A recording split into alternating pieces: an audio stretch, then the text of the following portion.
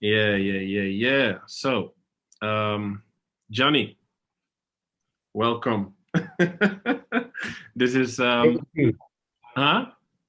Thank you, my man. Yeah. No, this is for me the first time doing this. It Mhm. also feels weird because normally I'm sitting on the other side of a session like this, but now I have to try and make the best of it as a host. But no, I try to have just a conversation with you, and we're going to discuss a few different things, about your journey. And yeah, I want to understand, and especially your advice and experiences, that you can share about the mistakes and things that you feel like, can give to other athletes. Um, so yeah, that's going to be the conversation. Right now, I feel like maybe you have a few minutes to just introduce yourself, where you come from, where you played, where you at right now, if you're still playing, and we take it from there. Cool. I'm excited to have this interview with you. Yes. It's also going to be my first interview with you. Right. So, first of all, let me introduce myself. I'm Gianni Zuiverloon. Actually, in Dutch, it's Zuiverloon. I'm 34 years old, and I think I'm just retired from playing football. That's what I think. It depends on if there maybe comes a good offer in the next couple of months, but I don't think so. So I think I'm retired. Um, I started my career when I was 17 years old. I played for Feyenoord Rotterdam. After that, I made a transfer to Heerenveen. I was 19 years old. I played there for 2 years. Uh, we together we won the European Cup under 21s in Holland. After this, I made a transfer to the Premier League to West Bromwich Albion. I played there Which for year? three Which year years. was this? Which year was this? Oh, I was 21. I don't even know what year it was. Maybe 2008. Was it that? Yeah, Something like this. more or less. Yeah. In between, we also went to the Olympics together to Beijing. We played there for the Dutch national team. After the Premier League, I went to the Primera División in Mallorca. I signed for 3 years, but unfortunately, I only played there for one season. Um, After that, I went back to Heerenveen for 1 year. I signed for Aden Haag. Then I went back to Spain to the second division. And after that, I played for 2 years in India. Yeah, I know I had a lot of clubs. It was a really long journey. And last season, I basically ended my career in Holland here in the first division again at ADO Den Haag because I wanted to fulfill my dream and play for one more season in Holland and let my son uh, see me for the last season in Holland. And I fulfilled that dream. So I'm a happy man. Nice, nice. Yeah, I think first of all, congratulations with a long career. It's not always so standard that you have a career like that. Based on No, decisions that you sometimes have to make as athlete. If you make a very wrong decision, it could be maybe also the end. Um, yeah, But a question that I always wanted to ask, because I'm asking that myself sometimes, is like growing up, you had a dream to become football player. Did you had certain expectations of how a football player's career life would be before you walked that journey? What is different from the thoughts that you had growing up, and now at the yeah. end thinking about this is what I experienced? It was not what I expected, or actually it was more than I expected from it. Um, First of all, I'm very proud and grateful if I look back at my career, because like you said, not everyone could have the same career as me. I played in the Premier League, I played in the Premier Division. Um, it's probably not as impressive as yours, but still, I'm very proud of myself. Of course, when you start playing football and you're, I don't know, 14, 15, 16 years old, and you start to realize that you can be a very good player, you and your agent, um, you start to make a plan for what the future could look like. And that plan is based on the most positive way that you can think of. So, but it still depends on the way you perform on the pitch, the decisions that you make on and off the pitch as well. But as you know, as a football player, you have to deal with injuries and everything. So during that career, you have to adjust your plans and see what is still possible, what is not possible anymore. And unfortunately, I had a lot of injuries, why I couldn't perform and succeed my plan the way it was planned. So um, what did I learn from that is that, of course, you can have a plan from the beginning as a football player, but you will always have roadblocks that will stop you, or you have to take a different road towards your dream. And in the beginning, it's you always have the most positive outcome of your plan, of your road. Um, and that is to play at the highest level for as long as possible. But once you're getting older, that plan starts to change, and the only thing that you are thinking of is how can I um, still play, still have fun, and at the end of my career, be financially independent. Yeah, because that's you said a few things there. That's important, right? I guess you also figured that during your journey is that you need to still have fun to be able to continue playing. I Right. think, of course, also based on experience, if you don't really have fun and if happiness is not really there, then it's getting maybe more difficult to do your job. Of course, because we all started playing this game because it was fun. It was the only thing that we knew. It was the only thing that we wanted to do. So it all started with fun. But once that fun is over and there's nothing else that um, um, makes it worth waking up every day, working hard every day, then it starts to be work. Mm. And when it's work, that's not always fun. So Yeah, you have to find a combination of how to make it fun, how to enjoy your work, then only see it as work. right. There are people, whether they are supporters or not, people Mhm. who look at football players and say, "You guys earn so much money. You guys just have to shut up and uh, be happy for the position and what you do." Do you think that's a fair statement that people would say just for the fact that we are fortunate to earn more than maybe an average person, that we just have to shut up and just play football and not able to have an opinion or say how we feel sometimes? No, of course not. That's not the way I think it is. Um, and I also think that you don't think that that's the way it is. Of course, fortunately, um, we had the talent,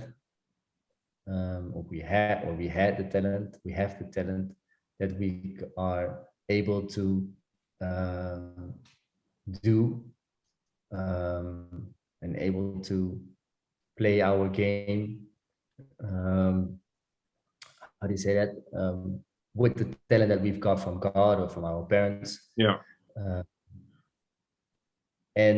but it's still a mental journey. We still have the same problems like any other person, and we are fortunate that we could make a lot of money in a small amount of time, um, and that we are blessed to do that. But Yeah. that doesn't mean that we are always happy, because, like I said, it's a mental journey, um, and we also have our problems. You know Yeah. what they said: the more you have, the more problems will come. Yeah. So that's our case as well. In our case, that's as well how it is. I want to go back. First time when you were able to sign a professional contract. Um, Describe that feeling. Describe the moment leading up to that when you knew, hey, it was going to happen, and when it eventually happened. After that, receiving your first salary. How were those moments? What did it do to you? Yeah, of course, it was an incredible moment. Um, I actually had two moments in a really short period, Mm-hmm. because I signed my first youth contract when I was, I think, when I was 17. I just turned 17, and I signed my first youth contract, Where and was it? that was at Feyenoord. Feyenoord. Okay. Yeah, and that wasn't so much. So I was just happy. I was happy to buy. I don't know what I bought. I think it was a shoe or something, and the rest I put it on my savings account. And in that contract, my agent put something special in, because we had the confidence um, that in a short time I would make my debut for the first team. They said that I wasn't good enough, that I had to wait, I don't know, another 2 years before I could make my debut. And I made my debut for the first team within, I don't know, 4 months or something like this. Mm. So that was my second celebration, um, um, and my second signing of my first professional contract. Um, and that one was more special because nobody saw that coming. Mm-hmm. Um, and I think I bought, as a symbol, wasn't even that much, or didn't cost that much, but as a symbol, I bought a watch for myself, and I bought something for my parents, and that's it. And the rest I put on my savings account. And I think I still have that watch from my first money. I have to search Mm-hmm. in a closet or something, but I still have that watch because it was a symbol um, of winning. Of I did that, and I was so proud of myself. You Uh, accomplished something. yeah, yeah. So it was really amazing feeling. Yeah. You just said that the rest of it you put in a savings account. Yeah. Um, did you already know how to deal with money? Like, did you had good money management? Did your parents taught you that, or was it something that you had to figure out? No, not at all. I am lucky enough that my parents are really responsible, um, and they also raised me that way. That I have to be very responsible and careful with my money. Um, for them, it was also same like me. It was the first time that they saw such a big amount of money, and they just helped me with managing what to do with my money. I was very responsible. So let me say, from 10,000 euro, I had 2,000 euro that I could spend freely for myself, Mm-hmm. and the rest would go to my savings account. But like I said, I am really blessed that I have parents that are also really responsible and that just help me along the way to manage um, um, and to keep me with both feet on the ground, you know, because I saw so many guys around me that um, didn't have so much money in their youth, and all of a sudden, when they make their debut, they have a lot of money, um, and they didn't know what to do with it. Right. And they also had nobody around them that could help them or support them how to manage their finances. Um, and they just blew it all away. Yeah. So, like I said, I was really lucky to have my family and friends around me who could help me with that. And apart from saving, you did they also talked about investing, or was it just saving? Well, like I said, because they didn't have the knowledge of how to manage or how to deal with so much money at first. Mm-hmm. Uh, and back in the days, I don't know how long ago was that, like 17 years ago, investing your money was not really a topic back then. Yeah. Uh, we didn't have the researchers, we didn't have the information about how to invest your money. Yeah. So back then it was just put it on your savings, and as long as it's there and nobody can touch it, it's all right. As Yeah. long as you don't know what to do with it, just leave it there. And once you get older, once the right opportunity comes, you can invest your money. Yeah. Um, so I don't know, with that information, with that thought, for a very, very long time, I didn't really do anything with my money. Right. So as you get older, um, you described earlier your journey. That Yeah, means new contracts, new moves, new lifestyles. You have to move. You live in a different country. At one point, you're going to be 18. You're able to get a driving license. Get a car. What yeah. are Describe a little bit that journey for me in terms of now you're a little bit more in control of your own finances. I don't know how long, until what age your parents stayed involved, but I mean, how was that process for you? Like, how were you able to like spend money on Well, I things? will tell you a secret. I will tell you a small secret, and I don't know if that's a secret anymore after this.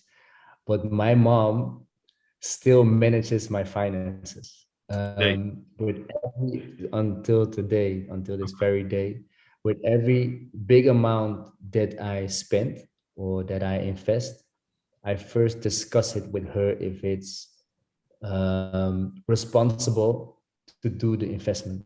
okay, Of course, I am a grown man. Of course, I'm the only one who is able to spend my own money the way I want it.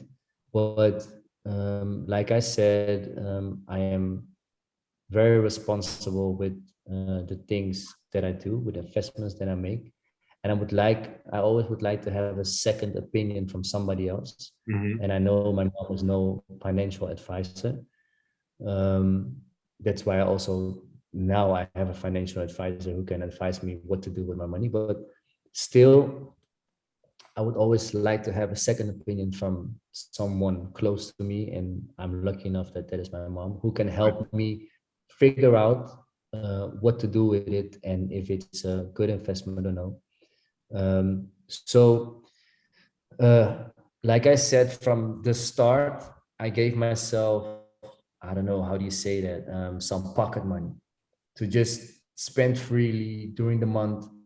And if I saw something nice and I wanted to buy something more expensive, I first had to discuss it with my mom. Is it responsible enough to do this? I don't know, to give you an example, I wanted to buy a nicer watch or something like this. I never bought a car until last year. I always rented a car um, from the club because buying a car is the dumbest thing that you can do ever in your Agreed. whole life. Agreed. Yeah. um, so until last year, I bought my first car, and the other things that I bought were watches, or I wanted to go on a vacation that would be a little bit more than my pocket money that I had during the month. I always discussed it with my mom, who could help me figure out if it was responsible, yes or no. Yeah. Now with all the experience, if you look back, what are the things that you had spent money on that you feel like I would never do that anymore? Or if I would know what I know now, I wouldn't do that. Um, well, first of all, when you have um, your first contract and you are young, and everything is new, I think you should do whatever you want to do with your money. If Mm. it's a big amount, if it's a small amount, you should celebrate and live and enjoy your life um, the way you should, because you worked hard for it your whole younger years. Hmm. But there comes a point that you have to realize that what you're doing right now is um, for the rest of your life. Mm. Uh, so I always said to myself that, you can do whatever you want. You can go on vacations. You can make memories, because that's what you have to do. And if you have the money to make memories, of Hmm. course you can do what you want. But as long as you are responsible enough and you know that there's another life after your football career, and the plan is to be financial free, so that you don't have to work anymore, and you can do the right investments, so the money can work for you after your career, and preferably during your career already, so you can build something up. Um, I think vacations was most of the was my dumbest thing that I spent money on, I think, um, because it was just too much. Mm. You have two different vacations. You Mm. can go on a vacation and enjoy, or you can go on a vacation and extremely enjoy. And I did that a little bit too often, I think. Mm. And if I remember it good, it was with someone called, I don't know, was it Ryan Babel or something? I don't know. It sounds familiar. It sounds familiar. But No, but we made wonderful memories, so that's yeah, that's fine. yeah. No, I was about to say that. I mean, of course, I share similar opinions on how you just described it. But do you think a vacation where you would spend more money on than usual, um, was that in that moment not for you? Um, like, after a long season as a football player, of course, you have like a very short break. Yeah, The people in that moment where you share your holiday with, you maybe was not able to see them often. Um, true. does that give some type of validation for the monies that you had spent, or do you still feel like, if I could do it again, I would still do it differently? Like I said in the beginning of my career, I don't know, until my 24th or something like this, Mhm. I could do this easily, and so that was not the problem, and we could always do it differently. Yeah, If I could go back in time, I would probably do the same thing like I did yeah, when I was younger, because of the memories we made. yeah. Uh, and it's very true what you said. Most people, they can spread their vacation time and money over the year. So probably what we do is spend it all in 1 week or 2 weeks, what everybody is spending in a whole year. So Right. it looks like we spend a lot, Hmm. but if you there are people, that go on vacation for, I don't know, 4 or 5 times a year, and they spend every time they go out for a vacation, they spend 3K Yeah. euros. So Right. if you do that times 5, it's 15K. Right. And we spend 15K in 1 week or 2 weeks, and people think that's, whoa, that's a lot of amount of money. That's a big Yeah. amount of money. So why are you doing that? But Yeah. it's perspective, I think. Yeah. Uh, but uh, once you get older and you made all the memories already, you realize that um, there is a time that you don't have to do that anymore. Yeah, you Right. can enjoy other things. You can enjoy normal vacations. Mm. Um, so yeah, it goes both ways, I think. Yeah. You said that also earlier, that if you sign your first contract, you should enjoy, do what you want with it. Yeah. But what is the point when you should think about, okay, right now I should be more smarter? Like, when do players know I've reached a certain level and I have to look at it um, now differently than when I signed my first contract? When do you reach that point of you had your freedom a little bit on how to spend your finances? Um, well, I think that I was lucky enough that my parents were there and able to help me, and Hmm. they said, "Okay, listen, from the 10,000 euros you earned, 2,000 euros for you. You can do whatever you want with 2,000 euros a month, and that's it." And other guys, they are not lucky enough that they have those kind of people next to them. So from the 10,000 euros, they spend 9,000 euros. That's a difference. You Right. need to know the first thing you have to do when you sign a big contract.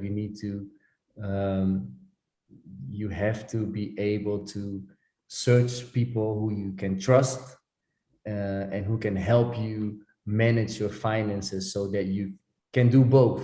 You can invest your money in good things, or you can put it on your savings account, and you can also still enjoy your life and your first contract money the way you should. Yeah. Um, and I think if because I speak for myself, and if I maybe so freely, I can also maybe speak for you. But if we had the opportunity, or the people around us who had the knowledge that we have right now, Mm. uh, they could help us and invest at a younger age uh, in the things that we are investing right now.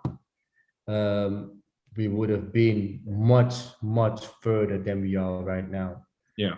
Because in the day, what I just said is that financial freedom is what we are looking for. Yeah. Yeah. Back to you. Because what is what does financial freedom actually mean? Because I feel like I know I did. People probably have the wrong interpretation. They see being rich the same as being wealthy. You know, Mhm. what are the differences in your opinion, and what is financial freedom actually? What does that mean? For me, financial freedom is that your monthly costs, such as your house, your car, your bills, Your that they expenses. are covered. Yeah, that they are covered. Sorry, what did you say? I said your expenses. Yeah, your monthly expenses. Yeah. Yeah. Um, that they are covered with, I don't know, investments or whatever, that you don't have to work for. So So so the money that you invest in stuff, the money that yeah, you earn from those investment, that you can cover your expenses with. yeah, exactly. Yeah. And once you have that, and you still have a little amount to spend freely on whatever you want to do. I don't know, go to dinner, go on vacations. I think that is financial freedom. Yeah. And if your monthly expenses are, I don't know, 1,000 euro and you can cover that, or 2,000 euro and you can cover that, or I don't know, 10,000 euro and you can cover it, and still have a little amount of money where you can do whatever you want with it. I think that is financial freedom. Yeah. No, I think you described that perfectly. People, I think, mistake um, financial freedom a lot for something else. I think the modern day millionaire is considered when you earn or have €1 million, and we both know that that's nothing. That's no money. Maybe No. to, of course, to people that have never earned and seen those type of figures, seems a lot, but Yeah. we both know that that's no money. Um, okay, interesting. I want to know today. You talked a little bit about it. Obviously, investing is now a part of the way you look at things and finances. Um, Mm-hmm. so, what are you doing differently today compared to 10 years ago when you didn't have those information what you have today? Um, Let me I let me let me ask you a different question. Where yeah. was the At what point did you had the aha moment where you were like, wait a minute, I've been doing it wrong all the time. Now I understand what I should do. Well, to be honest, I didn't have that moment that, oh my God, I've been doing that wrong all the time. I had a moment of panic, Mm, you know, a moment of panic. Like that was because that panic came from, oh my God, in 8 years, my career is over. mm, And what am I going to do after that? And from that moment, I thought, okay, I need to figure out how am I going to cover my monthly expenses? right, Um, how am I going to figure out what I'm going to do after my career? So I started to, I don't know, I think it was like when I was 27 or 26. Um, that's that was at that point I thought, okay, now I have to figure out what I'm going to do to be safe for when I'm going to retire. So I started reading books. I started to invest in myself. I started to um, talk. I talked a lot with you about investing, about real estate, about um, how to do it right for after your career. Um, but like I said, at first you just have to enjoy. In the beginning, you just have to enjoy. yeah, Uh, but but it's always better if you have something beside you who can help you at a younger age to make you realize that um, the most important thing is to put yourself safe for when you're done with your career. right. So at 27, to answer your 27. question, So that was yeah, the moment where you switched up your mindset, basically, yeah, in terms. definitely. Yeah. And that was the moment where I think it was 26, Hmm. when I really started to invest in real estate and thought, okay, real estate is the most, is the safest way to invest my money in. Hmm. And first, I want to be able to have a stable income from the real estate. And once that is there, I can do more risky investments and see what I can get out of that. Mm. So, for someone who doesn't know what a good investment look like, how did you know real estate was the right investment vehicle for you, or in general, like how can people have a direction or where to look for to understand, for example, about real estate? Um, I talked a lot with the people who had a lot of knowledge about real estate.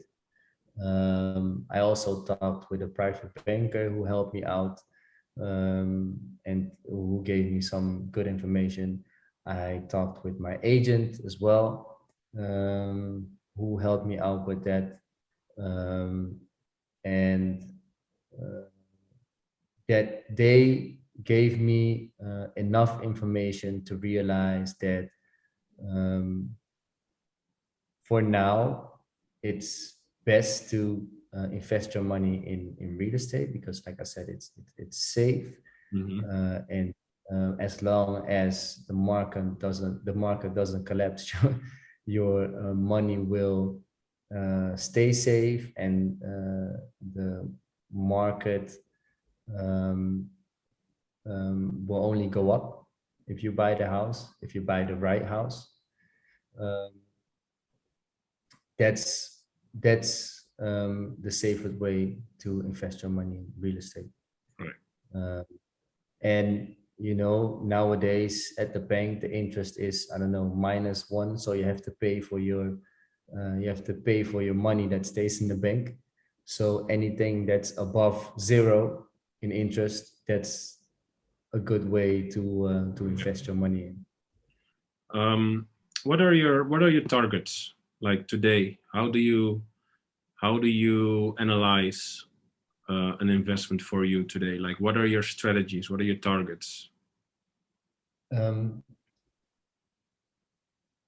oh, that's a difficult question because Like, like on first, short term, for example, what are your short term goals in terms of if you look around and people, okay, you have, as you know, a lot of people. You have a lot of different real estate people who approach you and say, hey, I have something to offer you. I have something interesting to you. So how do you filter and say that's good for me or that's not good for me?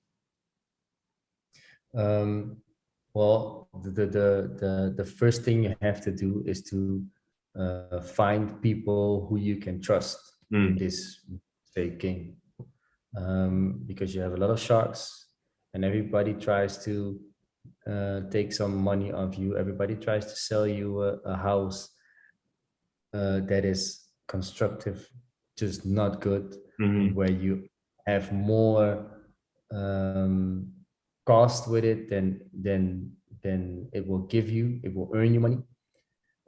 So that's the first thing you have to do, is find people who you can trust and who have the knowledge um, in your area that you want to invest in. And second of all is that you have to make up your mind how much interest do you want to make out of your house. mm, Um, so I don't know if it's 4 or 5 or 6%. That's up to you. If you're happy with it, um, then that's a good investment in real estate. right. It has Um, to fit in your plan and targets. yeah, Some people yeah, are okay with 3%. Some people want to yeah, exactly, find 6% interest on their investment. exactly, Yeah. exactly. And some of the people, they like to flip houses. I always say, like I said before, I the first thing I wanted to do is to cover my monthly expenses. Mm. So And how do you do that? So that what does that mean in terms of uh, choosing a specific investment strategy or deal? Like, how can you? What type of deal can you look for to yeah, accomplish your monthly expenses? so my first apartments and houses, I was looking for the highest interest because I wanted to cover my monthly expenses as soon as possible. Yeah, the highest return Um, on your investment. yeah, Yeah. exactly. Um, so first I wanted to do that, and now once that is done, um, I can search for, I don't know, maybe the nicer places, the a little bit more expensive places, but where the return of investment is a little bit lower, Hmm. but maybe I'm happier with those kind of investments, at first I just wanted to have, I wanted to cover my monthly expense. That was my main goal. And now, once that is done, I can really search for the nicer things that I would love to have. And at first it was just, okay, is this a nice place? How many apartments can fit in this place? What is the return of investment of this place? Is it enough? Okay, is it 7%? Perfect, let's do it. Right. And now, for instance, for example, I can look at a house in Amsterdam, and where the return of investments is a little bit lower, but I can say, okay, this is my house, and it's like I can be proud of that. That is my house. So it's, right. That's what I'm looking for, actually. Okay. Regarding money, what is, in your opinion, the misconception about what money actually is or mean? Because if I give you maybe a little bit of direction, I believed and thought growing up that money was the end goal. But knowing what I know now, money is not the end goal. Do you share that opinion, or do you still have, do you have different? I always say people with enough money, they can say money is not the end goal. But people with less money, they are always seeking for money. What I can say is that money is not everything, but it makes life much easier than it is. Right.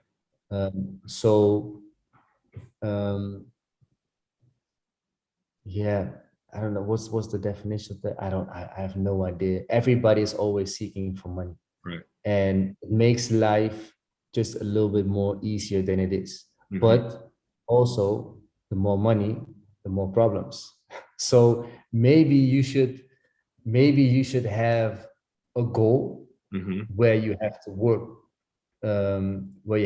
for, and you would say, I don't know, I want 10,000 euros every month, and that's it. Yeah. I'm not looking for more. I'm happy. My monthly expenses are covered. I have, I don't know, 4,000 euros to spend freely, and my life is just perfect. Right. Maybe you should go for that. I have no idea, but it sure as it doesn't make you happier. Right. Regarding that, you said more money, more problems. It's a very famous quote, of course.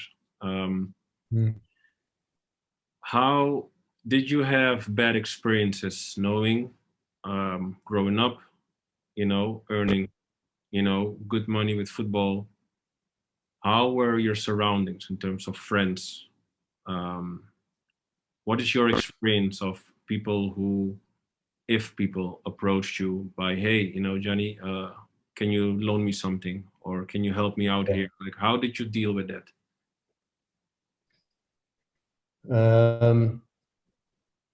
Well,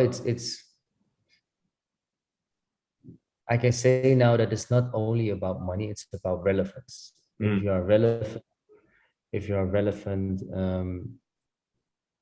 there are always more people that want something from you.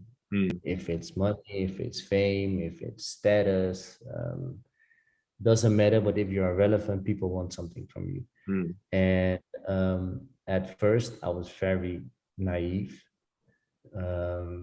And when someone asked me for money, I would just give it to him, or her.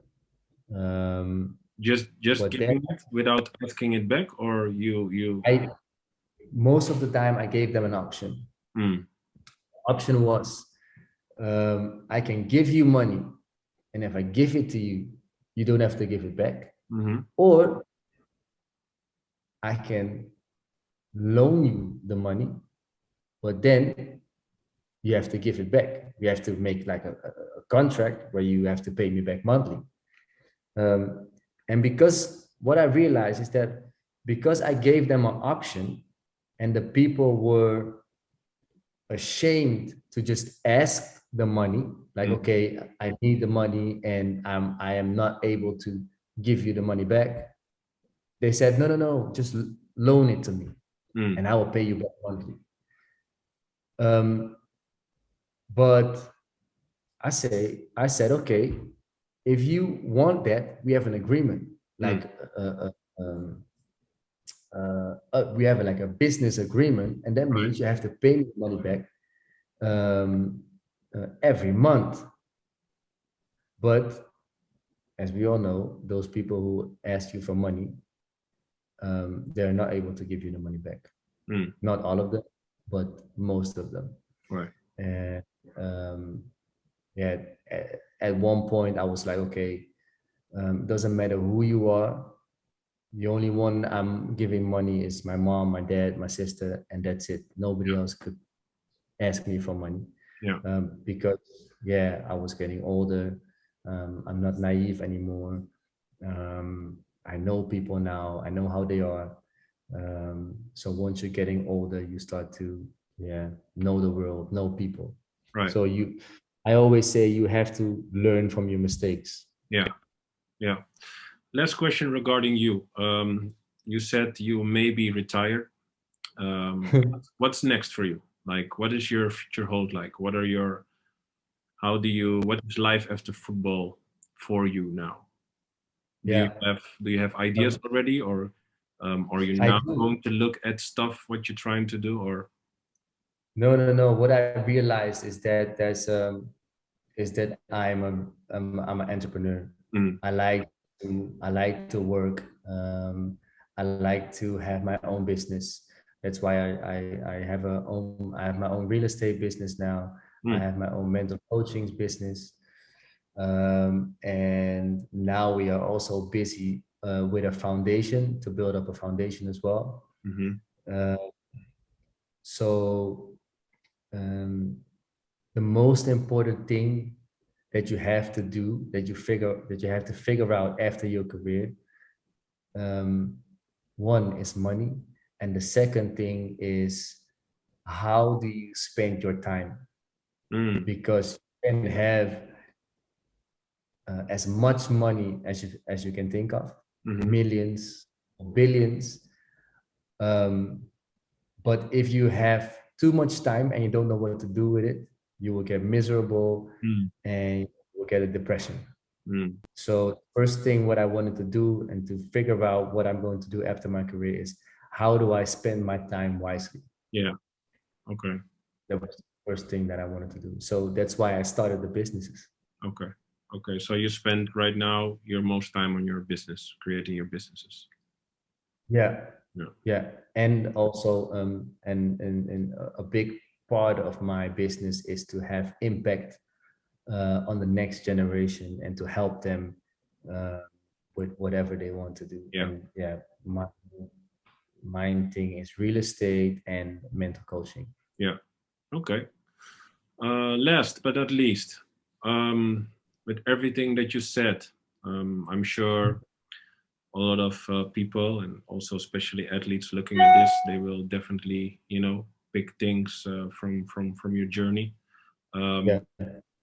If you would have to give in your opinion, your best advice in general, maybe about finances or money or just decision making, a young athlete or let's say your own self, like what advice would you give your young self before you walked this journey that you walked?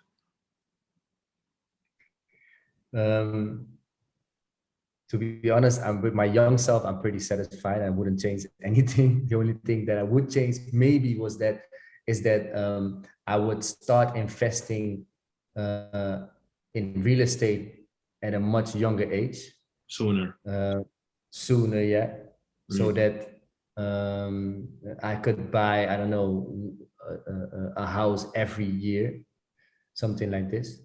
But for the other guys or girls who are watching this, I would say you have to start invest in get people around you that you trust. Mm. Um, because that's the most important thing, because you don't have the knowledge at that age what you have to do with anything. So not in your career, not in life, not with your finances. And if you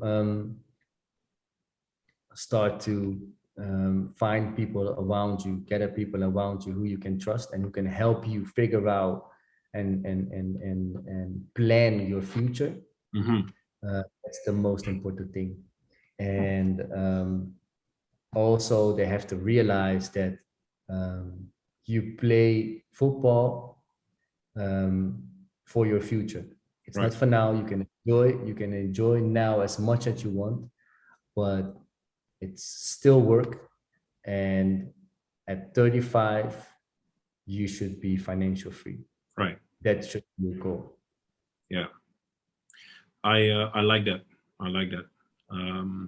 Because as you know, the percentage rate of football players going bankrupt, within 5 years after they retire is pretty high. It's over Yeah, 50%, if I'm not yeah, mistaken, even over 60%. So, we're trying to slowly but slowly change that, of course, and every yeah, little bit helps. And I think this conversation what we have definitely will reach a few people.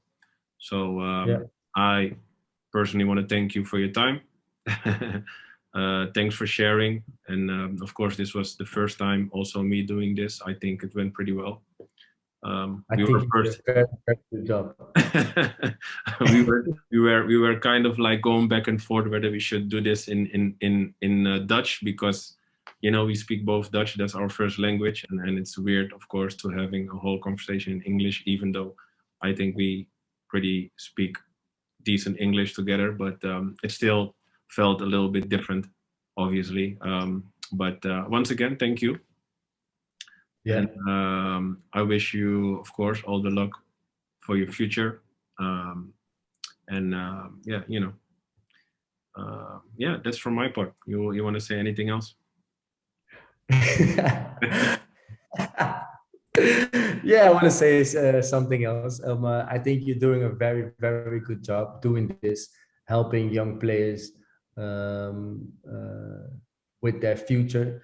I think that's something that we missed in the beginning of our career. Mm, That we hoped that the ones we looked up to when we were younger, that they would give us the same advice or help us the way you are helping them and me in a way as well, to give them the right advice to still make the same mistakes like we did, mm, but knowing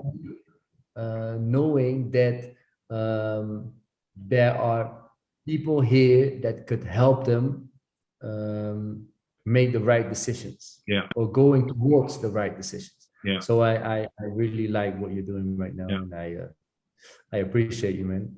yeah. Thank you, thank you.